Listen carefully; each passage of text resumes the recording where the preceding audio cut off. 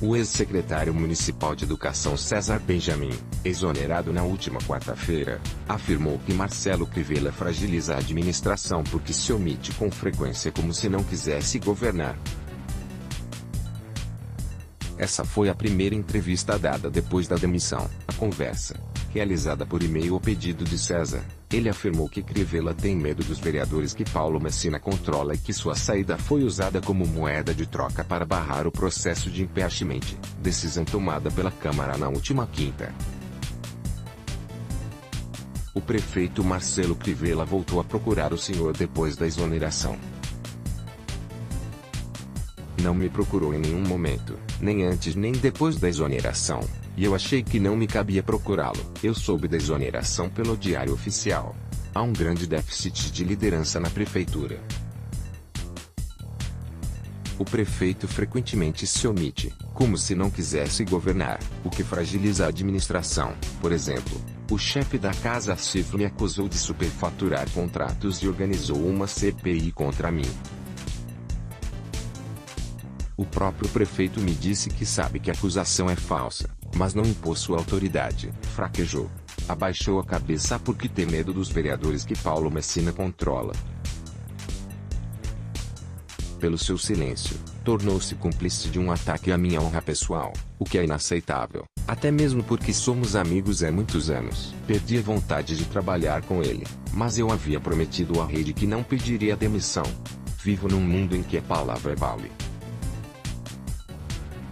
Não tenho a menor ideia de como ficará minha relação com o prefeito César no desembarque do exílio na Suécia, em 1979. Foto, arquivo Agência O Globo, 30 de janeiro de 1979. A relação entre a sua saída e a paralisação do processo de impeachment do prefeito Marcelo Crivella. Sim, isso foi explícito, dito publicamente. O próprio prefeito me disse, logo depois da primeira crise, os vereadores estiveram aqui na minha sala, fez um gesto amplo, como se fossem muitos, e me disseram que vão me negar governabilidade se você permanecer. Depois do episódio da reunião com os evangélicos, abriram um processo de impeachment e, para não prosseguirem, exigiram a minha demissão. É assim que se faz política no Brasil. O senhor recebeu, em algum momento da gestão, qualquer ordem, pressão ou orientação, mesmo que não tenha acatado, para beneficiar grupos evangélicos em sua gestão? Não, isso não existe. Tenho muitas críticas ao prefeito, mas acho que no episódio da reunião com evangélicos, que o Globo noticiou, ele está sendo crucificado injustamente. O mutirão de cirurgias de cataratas existe há alguns meses, sob controle da Secretaria de Saúde, dirigida por gente séria. Os evangélicos trabalham com pessoas muito pobres e pouco informadas. Imagino que a tal Márcia poderia ajudar no encaminhamento de demandas, mas isso não significa furar a fila. Houve, sim, afirmações infelizes na tal reunião, que permitem dupla interpretação, mas também há má vontade com o prefeito. De uma forma geral, a rede municipal de educação do Rio educa bem. Os níveis de aprendizagem são minimamente satisfatórios. Por quê? A SM é uma rede heróica e muito injustiçada, principalmente por vocês, jornalistas, sempre ávidos por denúncias. Deixe-me, primeiro, contextualizar. Uma rede privada pode escolher livremente quantas escolas quer ter, quantas vagas quer ofertar e onde quer localizar suas unidades.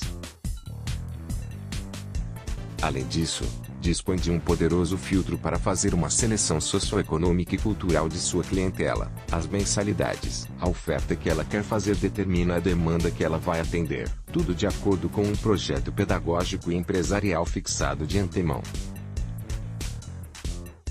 Não é difícil gerenciar um empreendimento com essas características. A rede pública funciona ao contrário. É a demanda da sociedade que determina a oferta que a rede precisa fazer.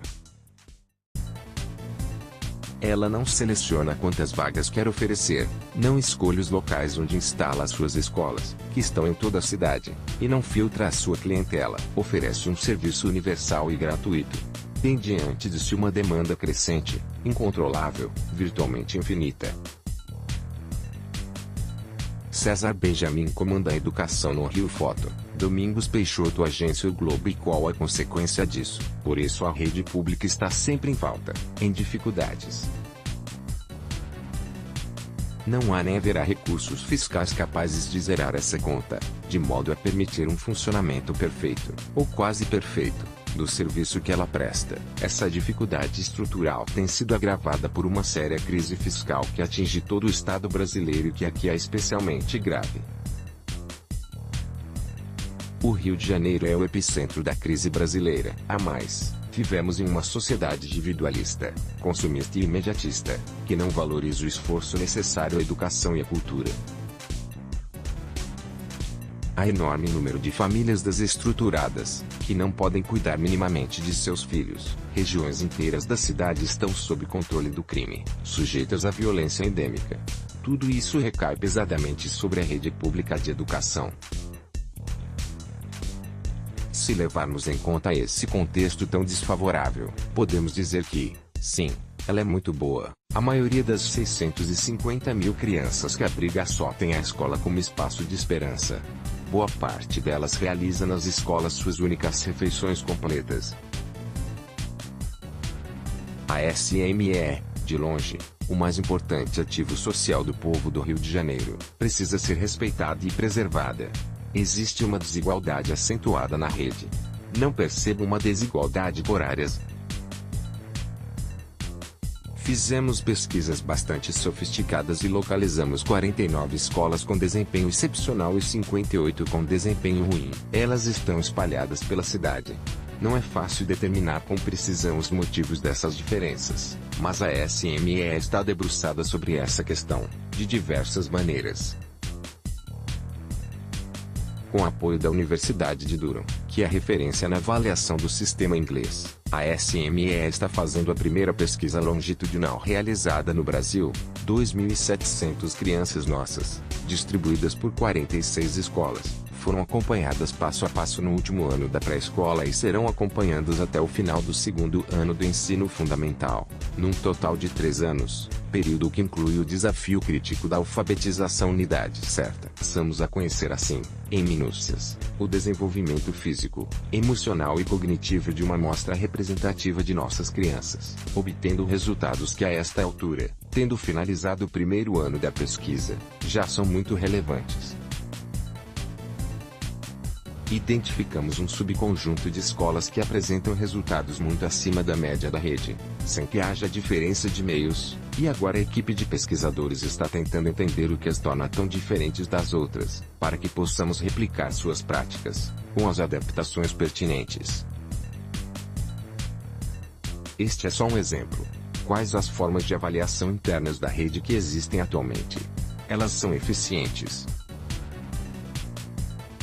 Nenhum processo de avaliação capta perfeitamente a realidade de uma escola, um grupo humano dinâmico e complexo. Por isso, precisamos combinar diferentes processos. Um deles são as provas bimestrais. Sofisticamos muito a maneira de lidar com elas. Hoje, graças a um uso intensivo da informática, os resultados dessas provas e dos conselhos de classe, lançados no sistema, são recolhidos, processados e analisados em poucos dias, o que criou uma poderosa ferramenta de trabalho pedagógico, pois, graças a isso, nos tornamos capazes de identificar, praticamente em tempo real, como está o aprendizado em cada turma e, dentro de cada turma, quais alunos estão se atrasando. Não precisamos esperar o final do ano para decidir se aprovamos ou reprovamos uma criança.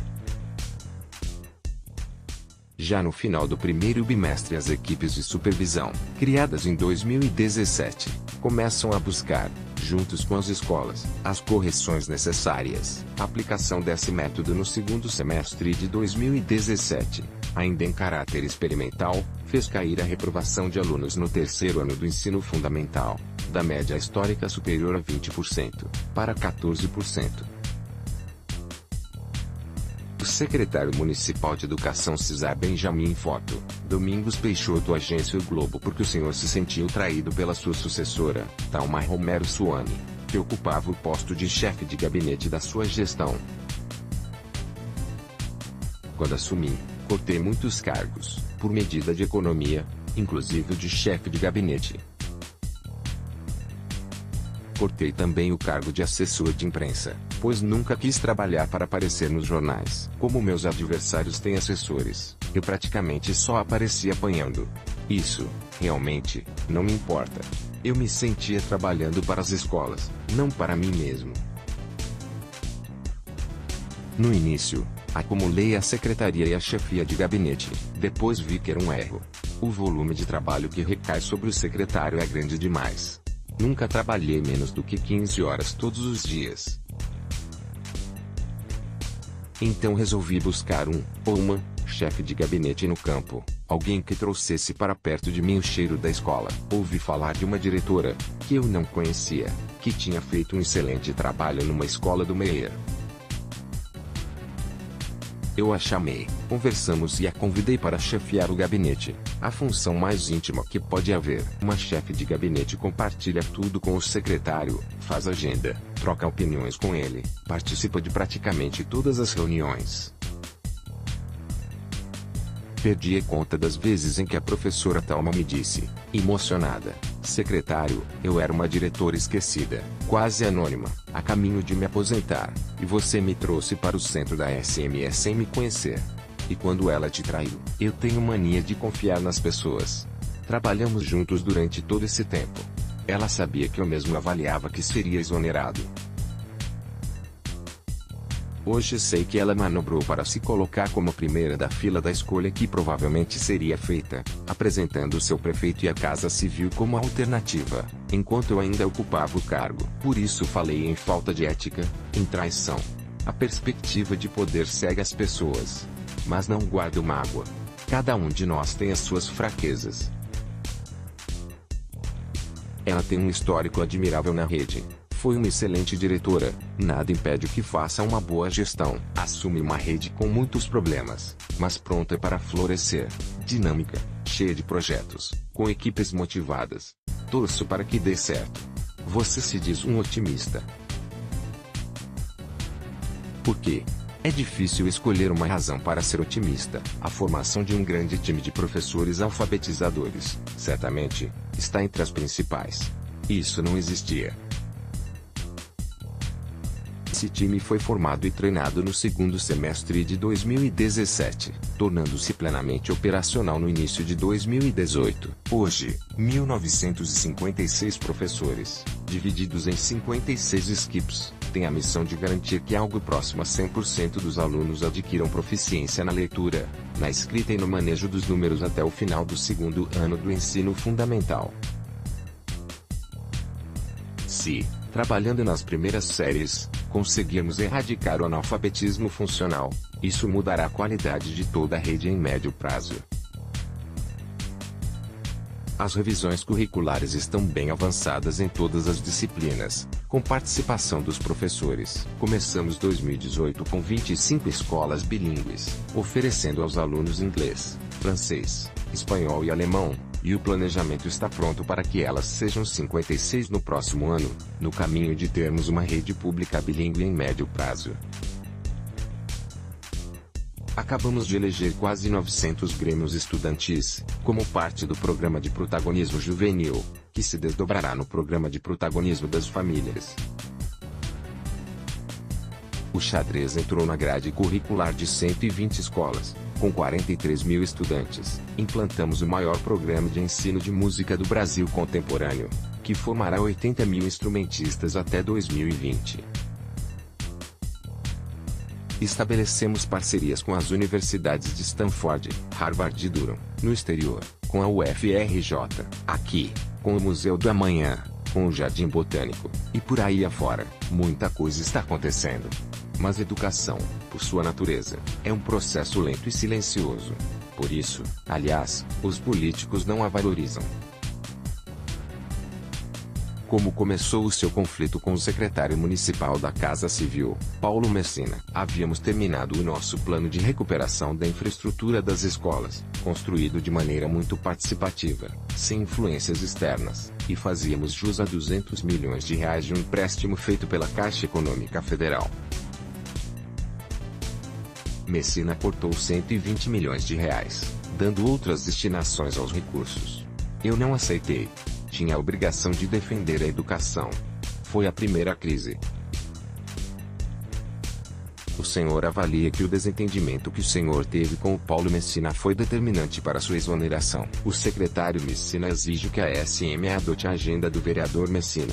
Põe o poder da Casa Civil a serviço de suas ambições pessoais. Como todo político reacionário e fisiológico, vê a SM como um aglomerado de grupos funcionais, cada um com suas reivindicações específicas. De tempos em tempos, apadrinha um ou outro grupo e lhe promete o paraíso, em troca de votos. Aposta nos setores que têm o nível de consciência mais atrasado e apresenta-se como benfeitor deles. A SME não pode ser tratada assim.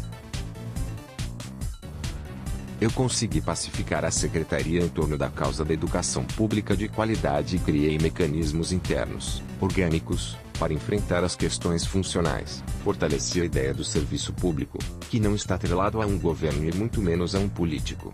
Aí o conflito se aprofundou.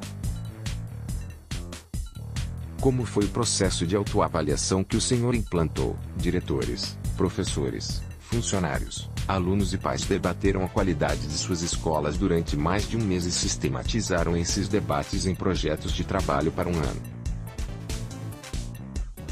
A ideia é repetir anualmente esse processo. Conseguimos 100% de adesão da rede, de modo que a SME está de posse de um material inédito, 1.537 avaliações feitas no chão das escolas.